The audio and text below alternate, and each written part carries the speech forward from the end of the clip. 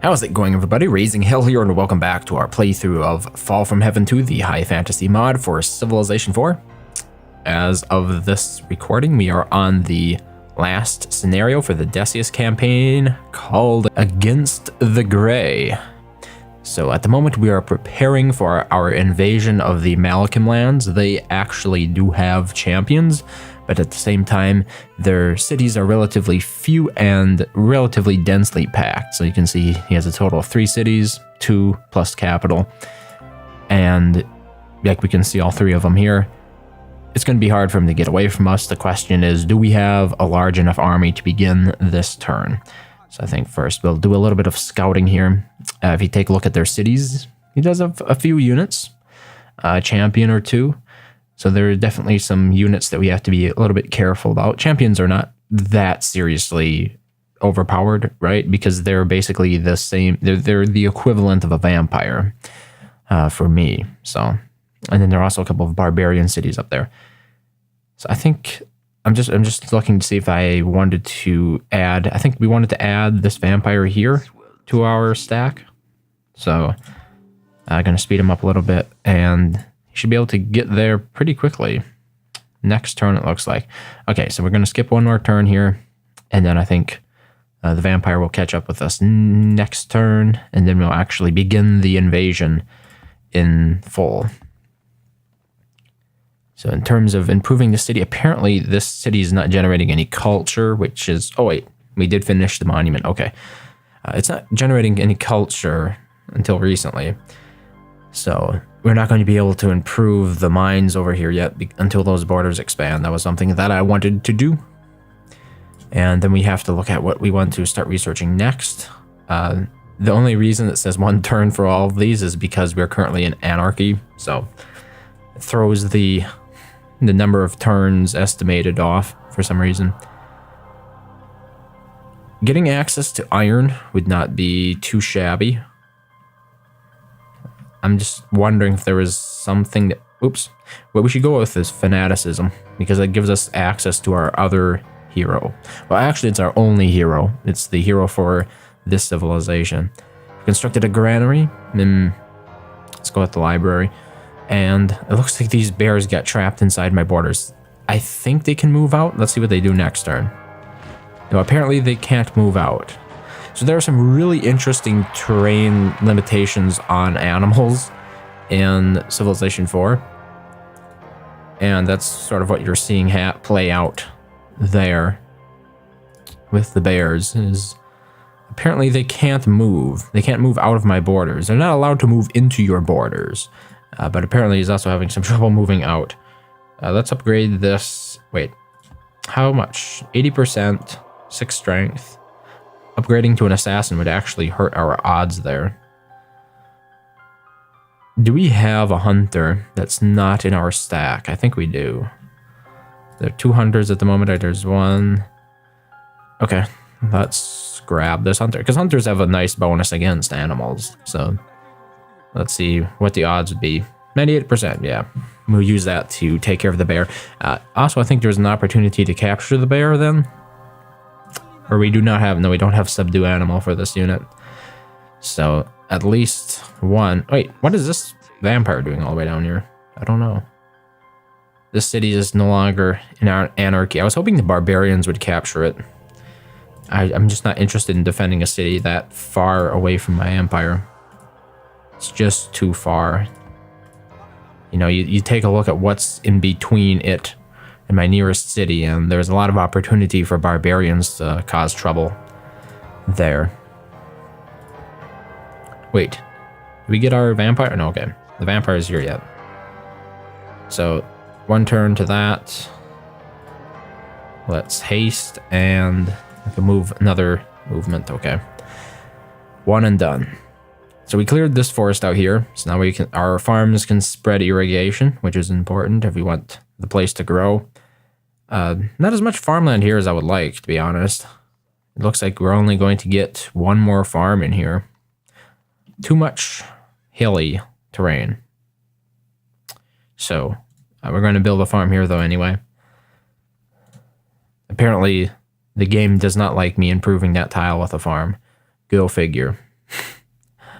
There's really no better choice for it. There's no better improvement for it. I think what we need to do is start improving some lands over there, so a few of these workers can be moving over to this side of our empire. It's one of those cities that I built could actually use some improvement. There's, yeah, we got 2 barbarians in our borders yet, which is something that I want to take care of eventually, but it's not hugely important to me. There's an oasis in the middle of a marsh. Seems a little bit random. So we can invade this turn, but I'm thinking it might be smarter to wait a turn. So here's one thing. Yeah, you can only supply this city through that tile. So if we cut off that tile, because this is on a hill, if we cut off that tile, it would prevent them from moving more units into this city. Unfortunately, there's no road here connecting this tile to that tile, so we would have to take a movement penalty. On the upside, if we do stay over like, right around here, we don't have to worry as much about getting attacked from behind, if that means much of anything. I'm not sure. Wait, can we move another tile this turn or not? No, okay. So we are limited. That's what we can do this turn. Alright, there's another Wraith. It's on top of a barrow. Much like the one that we have in our territory. So the next question is, what do I ask? Okay, I'm not sure. I'm just losing my train of thought here for a second. Yeah, I guess we're going to go with this city first. It's the logical city to take out. I'm not even sure we can get access to the rest of the empire. His empire is relatively well protected. So, wait. Now it says I can move another? Now it says I can move another. Interesting.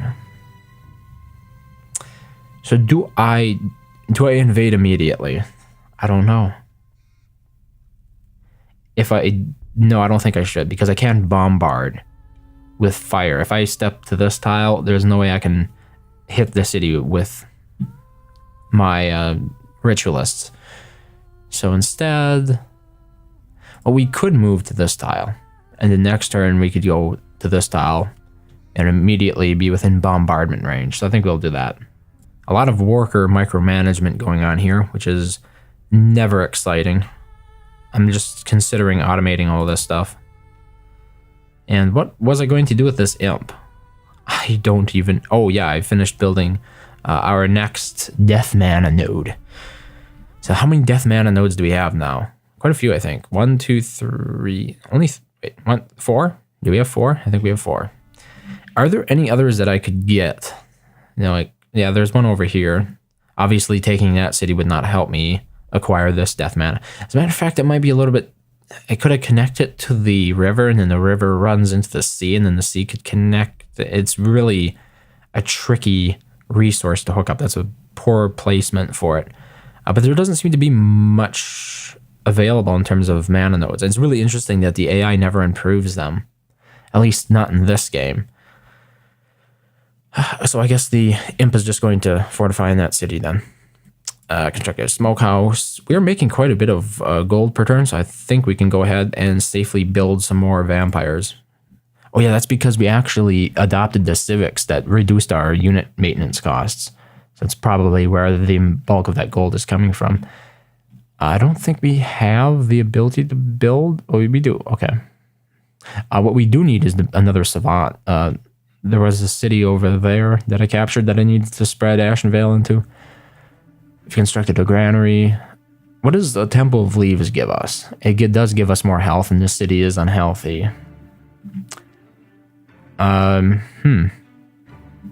So, are we close to the happiness cap? No, we're far from it. So we don't have to worry about happiness. We should focus on growth, I suppose, for this city. Are we? I think we... Yeah, these cities will be growing because of our civic change in the past episodes. So probably an aqueduct. Let me just check here. Yeah, okay, so we did adopt Sacrifice a Week, which means that only 1 food is consumed per population instead of 2. But the downside of this is that it introduced a whole lot more unhealthiness in our cities. But it will allow our cities to grow faster. As you'll notice, like we have some pretty radical growth going on here. Even Presper, which of course is nearing a happiness cap, is growing pretty rapidly as well due to that civic. And that's a civic that's pretty much exclusively reserved for civilizations that are running under Ashen Veil, right? Okay, so this is the turn of reckoning. We're actually going to go ahead and invade here. I know it's 10 minutes in already, but let's do it anyway. What? I've opened borders with them? Damn. That was unintentional. What current deals do we have? He's still furious at me, and I think I am his worst enemy, so yeah, cancel that deal. Let's... I mean, it sucks. Can we get back in? Yeah, declare war. There we go. So we got back in anyway. Not the way I wanted it to go. I lost out on one movement point. Oh, and I should not have hasted that vampire the first time. Okay, so we do have some hill giants available here for bombarding. Oh, that was pretty fast. And then, of course, we can summon in some vampires, or some specters, I should say, with our vampires. We only have 3. So yeah, our specters are strength 7 now, which are stronger than our vampires, which is pretty cool.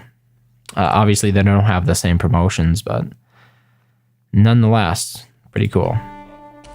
Destroyed a worker there. Can we pillage? We can pillage as well. Okay, cool. I wasn't sure if we could pillage after attacking because some units prevent you from pillaging and attacking. Let's pillage that farm.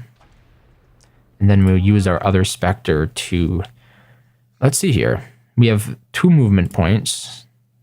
In theory... Wait, how far can I move? I'm just... Here's the thing.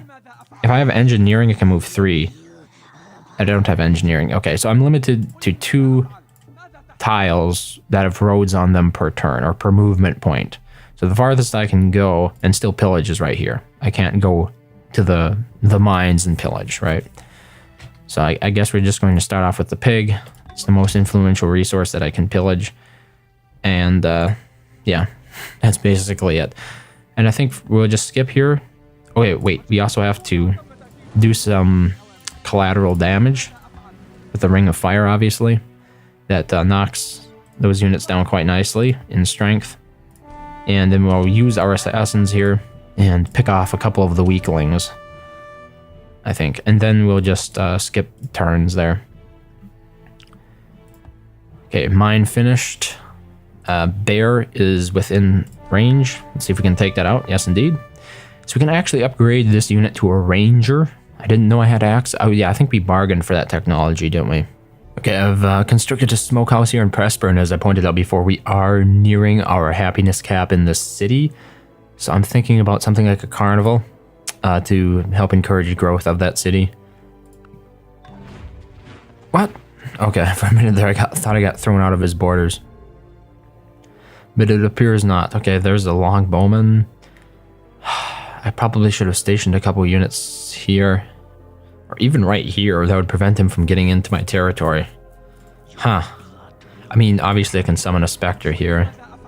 What are its odds? 68, there we go. No need for me to do any of the fighting. I just let my minions do it for me. It's the optimal way to do things. It seems like he's going to be trying to reinforce the city, maybe, with that stack of units there. But we're not going to focus on that. We're going to focus on doing as much damage here as possible. Okay, it seems like all of these units are as collaterally damaged as they will be. 98.5% odds on that one. 98.6. Ooh, I destroyed a champion, really. Yeah, so the big hurdle is going to come with the longbowman here. What are our odds with Decius? 99.9. I mean, if you lose on those kind of odds, I think you should just get a free reload for the game, right? Nothing should lose at 99.99% odds. So, wait. Okay, here's our healing vampire. So we're not going to cast or summon a specter with him. We're going to try with these. 69% odds. 56% odds. And both of them did significant damage to those longbowmen that I attacked. So that was a worthwhile attack there. The question is, like, can we follow it up with anything? It's a little bit more dubious. 96% odds there. What about the giant? 58. Yeah, we don't have as many good units as we probably should. 71.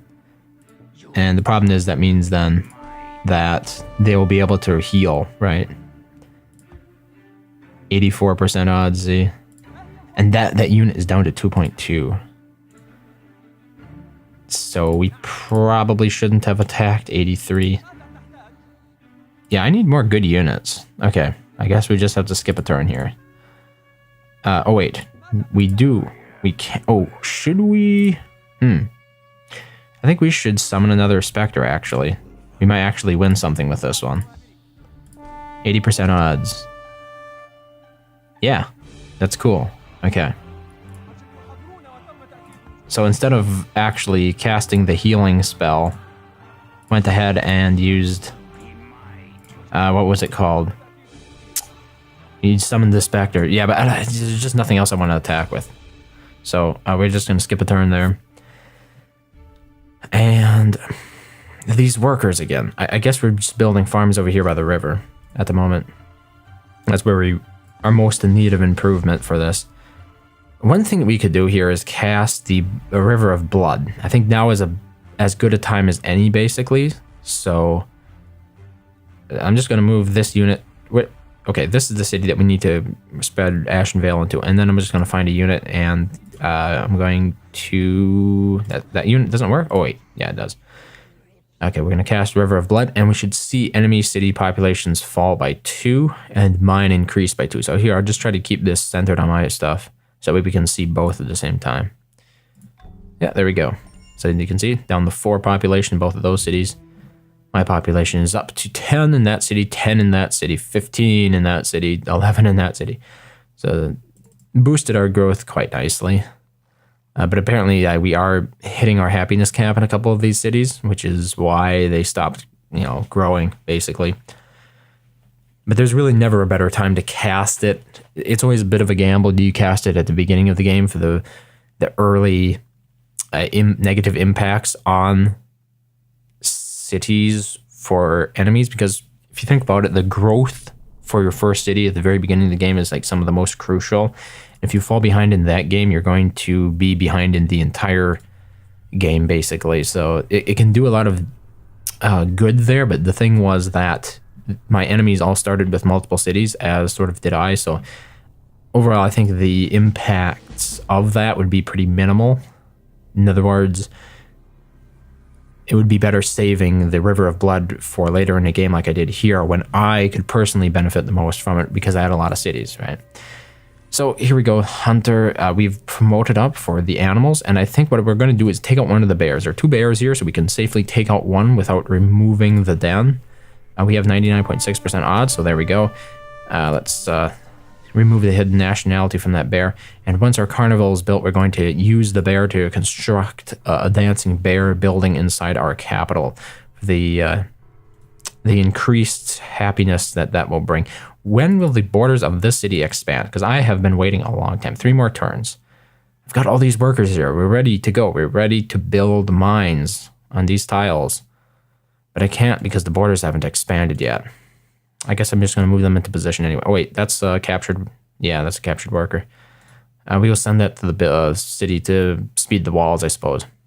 So I can build a Demon's Altar now. And it gives the free Scourge promotion for units built in the city. Interesting. Sacrifice living units for extra research. So what is the Scourge promotion? It increases our attack versus disciple units, which honestly is not that good. How many disciple units are there? Yeah, it's mostly for the vast majority of the units you'll encounter, they're going to be mages, I think, or zealots. So basically units that can spread the religions, as well as like the advanced versions of those. So you think about my ritualists as well as my savants. Prophecy mark. So if we build this wonder, we get the prophecy mark. What does that do? +1 to the Armageddon counter. The Armageddon counter is increased when this unit is created and decreased when it is killed. So you can artificially boost the Armageddon counter by producing units if you build the Prophecy of Ragnarok. Was it called the Prophecy of Ragnarok? Yeah, it was. But in our case, we actually want to go with something a little bit more healthy. So we're going to go with the aqueduct there. I don't think we've nearly reached our happiness cap. No, we still got 3 to go. So an aqueduct would be preferential. Of course, we could always go with building more units. Maybe I should do that instead. We'll see here. At the moment, we seem to be winning fairly easily enough, so I don't think that is absolutely necessary. But it happens a lot where I focus too much on economic improvement as opposed to actually building up the military, which is also pretty important. Oh, thankfully I did not damage my vampire that was lurking over here. So there we go. Looks like we're going to be taking the city in short order. He has really done nothing to fortify it. 98.6, well, that would be attacking a champion. 99.5. Let's go ahead and bring in our specters. So there we go. It'd be nice to get some more, but it doesn't look like that's going to happen anytime. Well, we got 1 vampire over here. Next, this turn he will join the stack, and then he can summon his vampires in as well. So there we go. Down to 1 champion. I'm just going to delete these 2 units. Those are the specters, by the way. I didn't actually delete good units. And then we're going to be casting the regeneration spell to help us heal. This vampire is going to be moving into the stack. So at last we have 4 vampires. Allows us to cast at least 3 specters per turn and still have very good healing rates. And let's take the city. So what's inside the city? There's nothing much. So the biggest thing that usually ends up preventing me from raising the cities myself is the fact that it increases the Armageddon counter, which means that I do have to face the realities of increasing it, usually in the form of deadly heroes that come and try to, barbarian heroes that come and try to attack you. But in our case, we're going to raise it anyway. I don't think we're close enough for some of the worst barbarian heroes to appear. And let me check this city again. We could build a mine on that tile. Yeah, okay. We're going to do that with the worker there. What are we building here? We're building a mine, once again. Excellent. Let the hunter heal. These workers are going to be skipping some turns here. And the captured worker is going to be hurrying the production of walls in that city. And we're not going to actually get any more captured workers because we moved on to the military state civic, which I think was for the best because I hardly ever used the benefits of slavery as a civic. It was largely for early growth strategies because you can hurry buildings that don't cost a lot much easier than the later ones. Later buildings cost a lot of population to use that. So you've constructed a library. Should we go ahead and construct a great library? Actually, this city needs more happiness. 14 out of 14. Why are there so... Okay, we're still up with the cruel oppression. So that is going to be decreasing over time, which means maybe we could go ahead and focus on the great library, but I would prefer to build a great library in a city.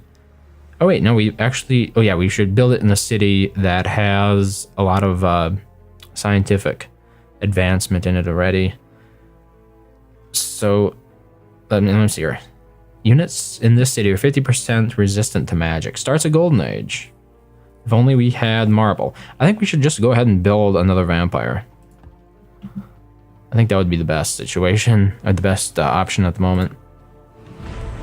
The wealthiest civilizations in the world. Decius the Glorious. Really? Oh yeah, I have a lot of gold. I must have got a lot of that from pillaging, because I certainly didn't earn it the honest way. I didn't earn it per turn, right? We were trying to keep it at around 100, and I look up there and all of a sudden we have 1,000, like what the hell? But yeah, as you capture cities, you get a fair amount of gold for that kind of stuff. I don't know if they log it here, but you know, they'll say like you've pillaged X amount of gold from a city, though they don't tell you. But they tell you stuff like you captured the city. Next time we capture a city, I'll point it out because it's interesting. You do get a fair amount of gold. Depending on the size of the city, you get a fair amount of gold from actually attacking it.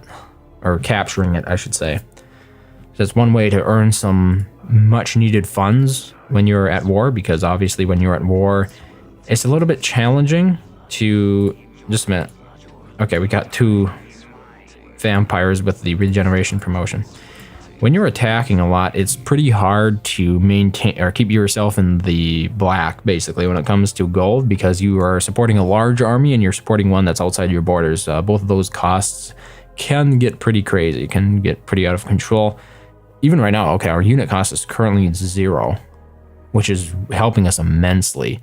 You might recall it was ridiculous before how much we were paying simply for unit cost. We're not paying anything for unit cost now, which I would have to say is a great thing about military state here. I probably should use it more. But we're getting plus 14 free units, so apparently that does a lot for us, for our bottom line. It's the reason we were able to go up to 80% here with hardly any ill effects. And I think we started with a civic, so I'm going to have to go and consider this in the future when we choose civics to start with. Like we're choosing between these two. Just go with military state because we want to build our military, and that's going to be more important than the economy in the short-term benefits to the economy from running the other civic.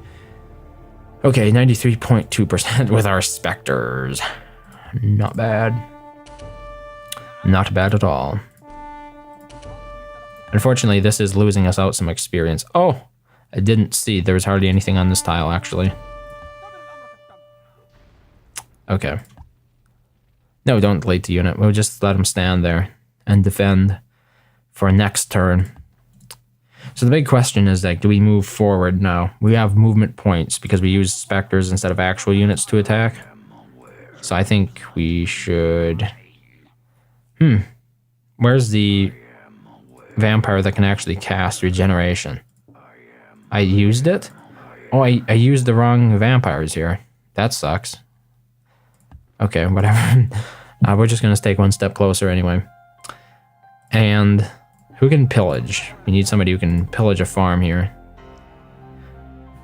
Yeah. There we go. Not making as much off of our pillage or our raiders, what is it called? Trait. A raiders trait as simply just pillaging cities. It's nice to have the option though. Like if we found ourselves in a bad situation, we know we could always get a little bit of extra gold and do a little bit of extra economic damage to our enemies simply by pillaging their economies. So I'll see if I can work that into some sort of strategy in the future. But then again, we're not playing Decius in the future, I don't think. I think that I'm pretty sure this is the last episode with Decius in it. This would complete the scenario. So it's a bit unfortunate. We'd have to be bidding goodbye to our favorite Calabim civilization. It's personally one of my favorites in Fall from Heaven 2. I think they're one of the strongest as well. It's kind of ridiculous. Once you get them up and going, some of the stuff they can pull off. So once again, we constructed the carnival here. We're waiting for the dancing bear, obviously, and the city is still unhappy. Can we build anything else that increases happiness? That's the big question. A lot of these wonders do not provide happiness, unfortunately. Wait, the Grand Menagerie. That would give us +2 in all cities, but we are far, far from completing that. Yeah, so I guess we're just going to have to go with a standard building. A mage guild. I think we should build a vampire here, actually. There's really nothing else worth building at the moment. Is that the demon altar? Yeah, it is. Yep, vampire it is. Let's not agonize too much over this trivial decision. Well, apparently he took all those units and retreated back into his territory. Does that scout us out a little bit more? I wonder if you actually accept terms of surrender at this point. Because we could like have him capitulate and that would be the equivalent. No, apparently he's not that keen on actually making peace. 1 city was not enough to drive the point home. We're going to have to go for 2. So everybody, Wait. We actually need to cast haste here. So you're hasting. Should be able to, yeah, there we go. At the gates of the city already. Our hill giants won't be able to do any bombardment though. I'm really surprised he didn't build any defensive structures in both of those cities. This city and the one that I just raised are still at like 20% defense simply from the cultural defense of the city. No walls built whatsoever. So he never saw what was coming, I guess. Even though he hated me and was at war with me, apparently. See, that's another thing, right? If you make peace with your enemies, when they're AI enemies, they will not build up their armies the same way they would if they were at war with you. Like if they're in perpetual war with you, the player, they see that as a much more existential threat than you simply like making peace with them, and then they're willing to go ahead and focus on their economic growth instead of military. On second thought, these specters are going to be pillaging. Did I say I could move 2 tiles? I think I can move 2 tiles. Yeah, there we go. Pillage his rice resources. We should also pillage his gold resources there. We can do that with Decius though, I think. So instead, we're going to pillage this mine. Reduce his productivity in that city. If I wait, how far can I go? So I want to know. Yeah, I should be able to go to this tile. No, I won't. I won't be able to do it. Darn. Yeah, I wouldn't be able to go to that tile, pillage, and then come back. Which is okay. We're going to get this done anyway. Here we have our captured worker again. Where is a good city that's building an actual building that this can benefit? There's an aqueduct there, an aqueduct there. Okay, let's send it over here for the aqueduct. I know by the time the worker gets there, it'll actually be completed. But I imagine that city is going to need more buildings in the future. So here we are with our dancing bear, +1 happiness when we create it. So let's go ahead and do that. And now my city is happy. Yay! 16 of 16. So that's pretty cool. Now we just need to find more bears to capture for our other cities. And at last, the borders here have expanded and we can actually start producing mines and spreading Ashen Vale.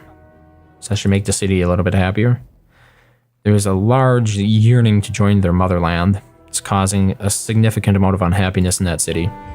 Wait, while defending your longbowman has killed a barbarian skeleton. So that would be right here, I imagine? Yeah, I think so. So, 36 minutes in already, wow. How about that? Well, it'll probably be less when you're actually watching this, because I do edit this stuff down. There are certain lapses in me providing commentary and stuff that just don't make sense to leave in. So there are a lot of units in the city. I think this one could be a bit of a long siege. So let's see. Let's get started with actually doing some serious damage here. Pretty much cut the health of all those units in half. And this is one good situation where we could use a lot more vampires just for those specters, right? So the big I think we're going to do specters. At least 3. And then we use our assassins to get some of the weaker units out of this city. Still a lot of superfluous units in there though. At least it's not on a hill, right? We have much better odds against it then. Raz here to Fallen, take out a longbowman. But what are our odds? Wow, 94% with this Spectre. It's crazy. 65. Ow, that's not so good. But we only lost a Spectre, right? Once again, that's what these Spectres are here for. They're here to help us with this. And now we can delete them. Because at the end of the day, they unfortunately are a bit expendable. They will disappear after 1 turn, by the way, for those who aren't familiar with the history of the Spectre. It says right there, it says duration will die in +1 turn. So like next turn it would automatically be gone anyway. So it's not like I'm maliciously deleting units or anything like that. Yeah, so good start there. We're down to champions apparently. 99.1% odds with my vampire here. And only 72% odds against that champion. Okay, so we're going to call it a turn for that. Oh wait, somebody was in need of healing. I believe I have a vampire that can cast that. There we go. Make sure they heal up for next turn. The regeneration promotion is pretty important. Okay, so here we have our new vampire. Obviously, I went ahead and gave it the Spectre promotion so it can summon Spectres. But we are going to feed off of this city, I think. Get a little bit of that delicious experience. There we go. It's part of the reason that we have such large cities, right? To sort of give our newly created vampires a bit of an XP boost. So are there any other animal dens around that I can farm? It would be nice if there was like a filter for this kind of stuff, but I don't see any. There's a dungeon right there. We could go ahead and explore that. See what kind of traps we can trip. But no, it appears that this is the only den left with one bear in it. So I guess we're just going to fortify here until we see another bear. Oh, really? I didn't build the Ashen Vale Temple. Let's build that. This city needs more happiness. Is there like some easy to build building for? Yeah, the public baths. There we go. Apparently, since the city is not going to be captured by the barbarians, I might as well just go ahead and build a unit to actually defend it. But before we can do that, we actually need to build an archery range, so that way we can build longbowmen. So you'll see how that goes. Wait, this vampire has a promotion? That's pretty cool. So what should we promote for here? I know, once again, I'm just in favor of doing more combat strength because that gives our summons more strength. So it's pretty much good all around. Razier still does not have access to Blitz, which is a bit of a shame because, you know, he could attack 3 times per turn if that was the case. And we already have 40% versus archery units, so I'm thinking maybe we should... Okay, we could give him more defense, but I don't think anybody's going to be attacking us. We're very offensive with this unit. So probably the best thing I could do here is go ahead and give him a first strike. Or it's called Drill 1, I think, as a promotion. So what do we have in here? Let's see if we can whittle this down a little bit more. 99.9. 99.9. What is this promotion? Cast Mask. Okay, this is a spell that's specific to the assassins. It says caster must have the Council of Isus religion. Requires the deception technology, can only be used by a recon unit. Adds the hidden nationality promotion to the caster. So now this is an aspect to the Council of Isus that I may have overlooked. Now once again, I stand pretty firm in my assessment of that religion as being one that's mostly useful when you're fighting an ill-defined enemy.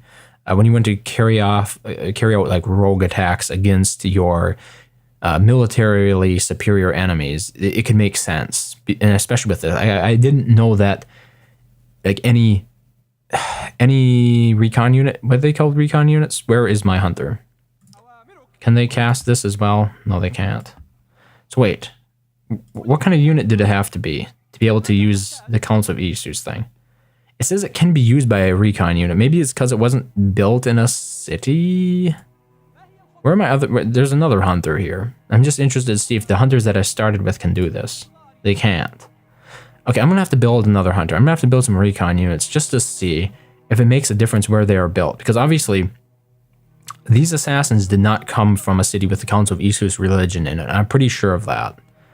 So if it applies to recon units, it should apply to any hunters that are built now in the future. Because the first hunters that I got, right, they were before I actually founded the Council of Isus. So it makes sense that they wouldn't have it. But any hunters that I built going into the future should have it. Yeah, and this basically just adds the hidden nationality promotion, which doesn't do a lot. It doesn't hide your unit, but it does make it where you can attack enemies or players that you aren't at war with, which could really be effective with assassins because they attack, you know, the weakest unit in a city. It could be effective. That's really my only point here, and it's something that I need to consider going into the future because I may have underestimated the potential of the Council of Isus. Did we bombard everything here? Yeah. So we're going to start off with our Spectres then. That's what they're here for. Lose a few battles. And then send Razier the Fallen in. Maybe a vampire. Maybe a second vampire. There's a champion in there yet that still has a fair amount of strength. What is our best unit to use against this. 93% odds with that. 78. We really need more promotions. 95, I guess. It's pretty good. These vampires need more experience anyway. That's one thing I like about the cities. Like, this vampire does not even have as much experience as that vampire that I just built, who I, used the Feast on City spell on, right? The one that's in the city over here. So that's a really nice thing about the vampire's ability there, is to get the experience you need to sort of jumpstart the units. 93%. It was a bit chancy, but we took it anyway. So now, a lot more of these units should have access to promotions. Next turn, 8 out of 10. I think we should go ahead and attack with this one. And that leaves only a champion left. 6 out of 10. Let's capture the city. Anything interesting in here? There's an academy, which could be worth keeping. Can our units move into the city? I guess that would be the question. Nah, let's raise it. We're only up to 23, and raising it only moved the Armageddon counter up 1 point. So I should have actually raised the other city a long time ago. The city down here, that I wouldn't have to be dealing with maintenance costs for it. Because I imagine they are quite high. I should check that out. How bad are the maintenance costs here? Yeah, 9.70. So like 10 gold rounded up we're spending per turn just to maintain that city. And it really isn't helping us at all. And you might say, like, what does that compare to the other ones? Here, this one's 6 maintenance. So looking like a 33% increase in the maintenance cost. Okay, so we got 10 out of 5 experience here. Obviously, once again, we're going for combat. I could do regeneration, but I think we have enough vampires that can pull off that spell at the moment. So we're just going to do 2 combat promotions there. Both of those combat promotions obviously grants the Empower 2 promotion to summoned units. So in other words, when we summon a specter like this, you'll look at it and it should have, where is it? Right here, Empower 2, which gives us an additional 10% strength or 20%. Actually, it's 20% strength because we had this unit obviously has Empower 1 and now Empower 2. Both of them are worth 10% strength. So it increases the base, the starting strength of our Spectre by 20%, which is pretty significant when you're talking about units that have a total of 7 strength, right? So, I mean, that's why I like the vampires. That's why I like the Calabim civilizations. Mostly because they have vampires, but vampires are really cool. So probably really overpowered as well. Not at the beginning of the game, though. That's the thing. You have to let them get into it before they're actually a threat. If you remove them early, that's not going to be the case. So we're going to cast Feast there on my capital. Get ourselves some really nice XP. Look at that, 15 out of 5. We're going to get at least 2 promotions and be very close if we don't actually get a third one. I can check this out right now. Yeah, we'll be very close to a third one. It'll be like 1 attack away. So 15 out of 17 experience. We'll be 1 attack or so away from getting our next promotion. Cast Feast. There's 10 out of 5. Send this guy over as well. Okay, I don't think we need any more vampires at this point. I think we have enough. So, walls maybe? I criticized him for not having any walls, and I don't have any in mine. Wait, here. An inn, +1 from wine. I don't think we have access to wine, do we? No. So that's not going to help us in the happiness department. Yeah, there's real, I guess we will build wonders then. Is this my capital of science production? I think it is. We will find out later. So we're just going to start building some wonders here. I can build walls there. Aqueduct. Have we built the baths yet? Training yard. Okay, training yard for the happiness, I suppose. Because we do still have that civic, right? No, we don't. Okay, forget the training yard. That's not going to give us any more happiness. We should build the public baths. So I was interested to see which cities are producing the most science. And it is my capital of Presper by a pretty significant margin. So that was a good way to go about doing that. And I just noticed we could actually set some cities free. No, we can just gift them. Never mind. We can't actually start a new colony or anything. Yeah, because we could give up the city, technically. We could just give it to Sandalphon. Not that I want to do that, obviously. That'd be pretty counterproductive, since to win this game, I actually have to remove all of his cities, but it's still an option. Something to think about in games that are, less structured. than this scenario. So here we go. Got another promotion for that. Hill Giant. Our vampire here has its first Combat 1 promotion, which is pretty significant. Combat 2 promotion there. Our assassin here, another promotion, cool. An extra first strike for him. And I think then we're just going to grab all these units and press on. Proceed. Okay. Oh, one of our units is damaged. Let's see what we can do here by casting haste. Can we actually move more, or are we limited by the Great Hill Giants? Yeah, we are limited by the Great Hill Giants. Okay, cancel that. Getting some nice farms built there. There's no point in really building farms on these tiles, as I've pointed out, because we should build a lumber mill there, actually. Because they're removing the one production from the tile with our civics. With the civics that we've chosen. Here's our 17 experienced vampire. And as you can see, probably one attack. Like, one attack seems to net about 2 experience. Defending nets about 1, or let me put it this way. Easy attacks net you about 2, easy defenses net you about 1 experience. Holy smokes, it's an ogre. What am I going to do about that? I don't have the units to combat it. Oh, here, vampire to the rescue. How is this vampire only strength 6? Does this not have bronze weapons already? I thought we had bronze available. We have copper. What am I thinking? Strength 6, what are our other vampires? I guess they are just strength 6, okay. So here we go. Combat 1, combat 2. We can make it to this city, and then from that city, we can summon Spectre, and then Spectre can exit city and die against an ogre. But down to 3.2, right? Down to 3.2 health. Now I can take it out with the longbow. There we go. Never you mind. Unfortunately, that ogre didn't go over here and attack this city. Why not? It would have been a much better use of its time. And mine as well. It actually achieved something. Okay. Barbarian state has still been spotted. How are we getting more promotions already? I didn't attack anything last turn. Oh, it's a ritualist promotion? Yeah. It's one of these passive promotions. Okay, so we were there in 1 turn, basically. Like so.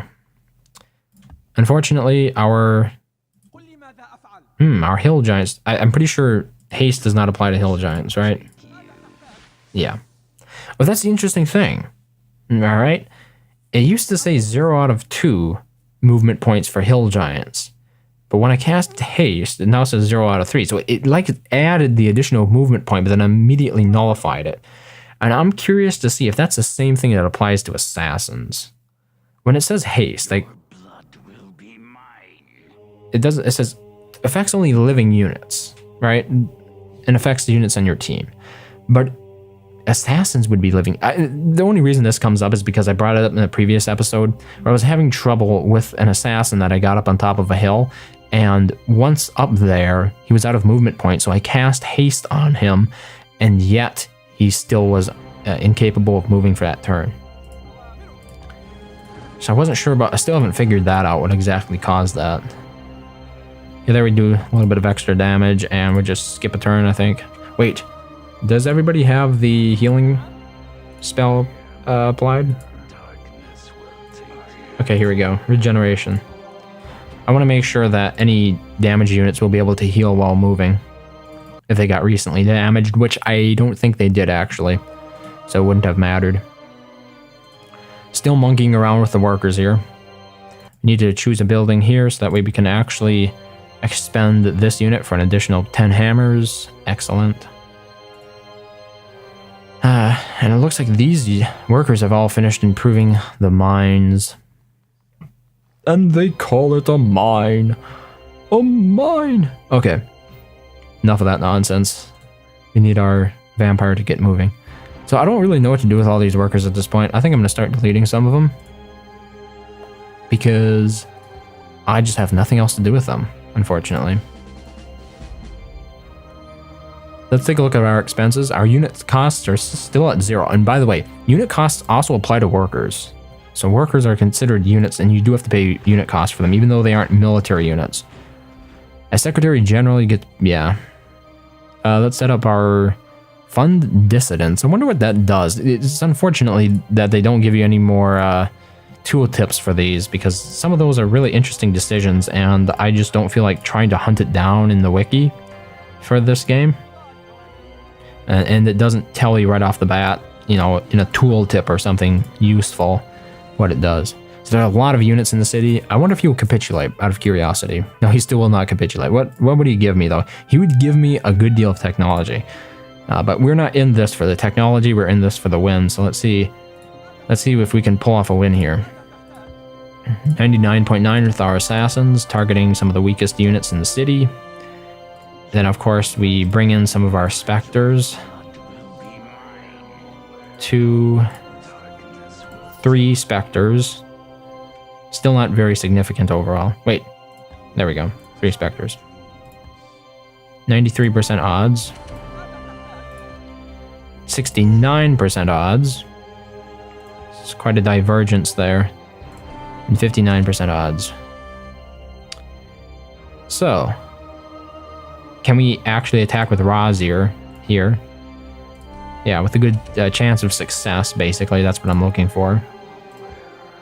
And our vampire here as well has pretty decent odds. So that significantly reduced the size of the city already. So now we're going to cast Regeneration to help all of the units that were hurt heal this turn. Let's do a little bit of scouting up here with the Hawk just to see. Yeah, there's some copper right there. And then skip turn. So the really... Okay, wait. Build a farm there, farm here. I would say one of the really sad things about this playthrough is the fact that it's going to be difficult for others to replicate it. And by that I mean, given the fact that resources are randomly generated each time you start this scenario, you're pretty much reliant on that as to whether or not you'll get a good starting location. So in my case, I got a lot of mana nodes. So that gave me very powerful specters, but this is by no means guaranteed if you go ahead and play this scenario, right? Constructed the Temple of the Veil. We haven't made a carnival there yet. How did that happen? Because we also have this lion. We're going to send this lion over here to my capital. Produce a lion pen for that. It'll be interesting to see what happens here next turn. Fun Dissident succeeds. Yes, indeed. Not that I had any chance of failing. I'm not even sure why there needs to be a council if there's only one member. It's a little bit redundant, I think. So, I guess we're just going to bombard here. Nice. Very nice. Once again. Assassins to the rescue. Let's see here. This assassin could use this first strike. I think this one is... okay, we're going to use it. And say maybe he should heal. But I guess not. He apparently produced another longbowman in the time that like in between turns there. Hey, look, a lion. We should go over here and capture this lion for our cities. Where is my hunter? Go ahead and send this unit over there. Let's get this vampire moving a little bit faster. Longbow. So I was going to go ahead and summon some specters in here. There we go. And the spectre will attack the longbowman instead of Razir the Fallen. There we go. Not many units in here left. And pretty good odds against all of them. Down to a vicar. 4 out of 5 experience. Should I?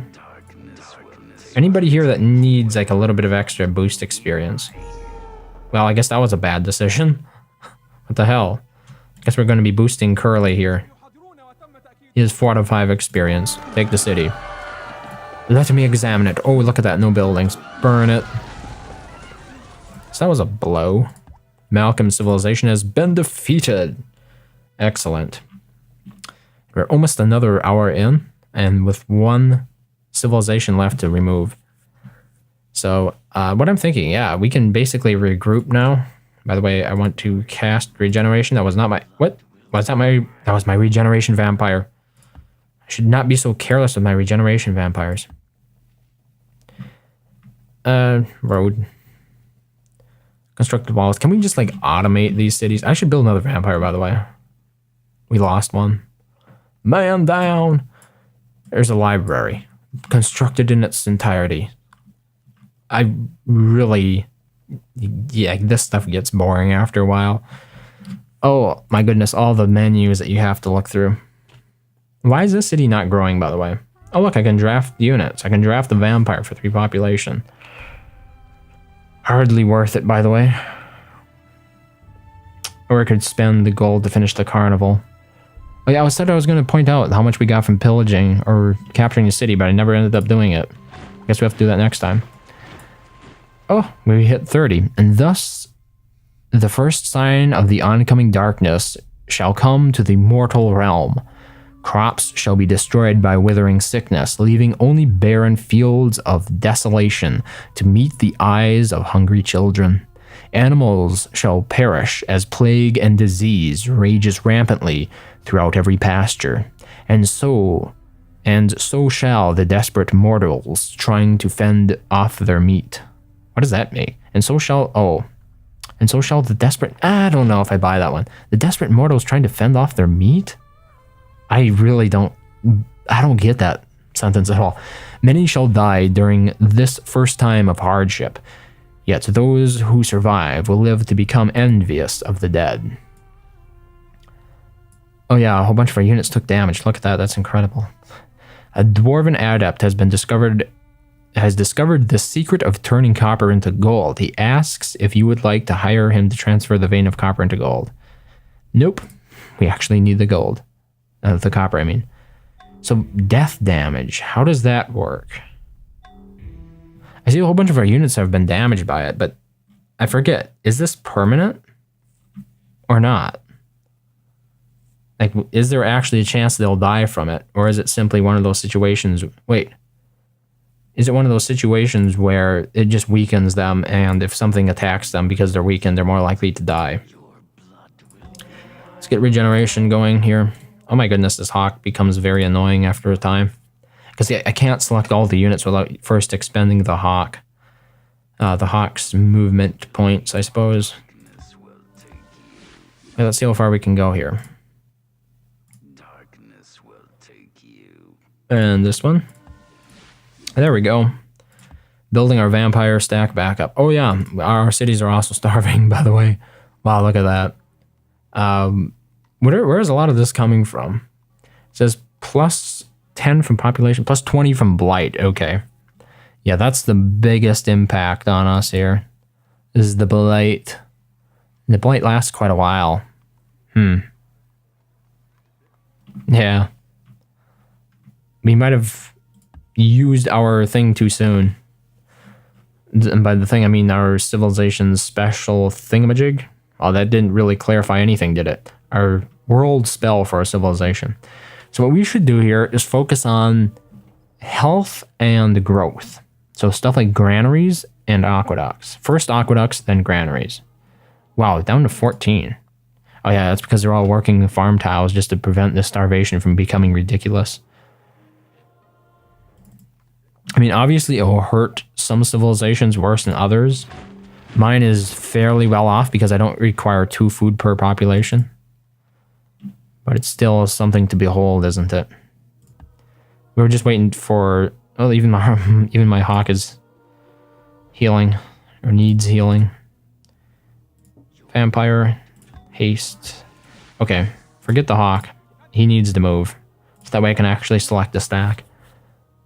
Okay. I guess we'll heal these workers. Not a whole lot of reason for it, but I don't like seeing the option for it. Okay, so we construct public baths here. I would like to construct something that would make this place healthier. Build a herbalist. Let's build a smokehouse. Cow, pig, and sheep. Yeah, we got pigs. We got sheep. And we got cows, so the smokehouse is very helpful to us. If there are any cities that I have that haven't built a smokehouse, they probably should start building a smokehouse.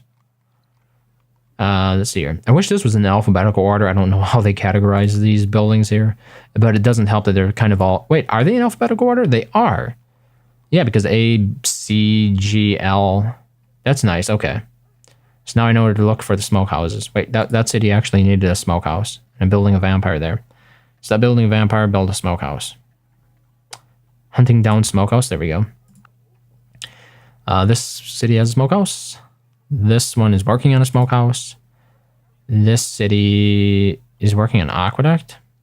Let's do the smokehouse instead. As I pointed out, we have the resources that will pretty much nullify the benefit of the aqueduct there. Okay. I think that is, though, where we're going to leave this episode. So we actually did successfully remove the Malcolm from our lands. They were foolish not to capitulate.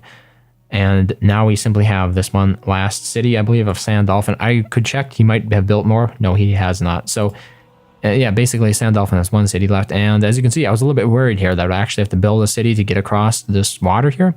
But there's actually a small path right down through here. So we should easily have this game in hand, and by the end of next episode, easily have achieved a victory, probably before an entire hour has expired, as is what these episodes traditionally last, 1 hour. So yeah, that's pretty much it for this episode. So thank you very much for watching, as always, and I hope to see you next time.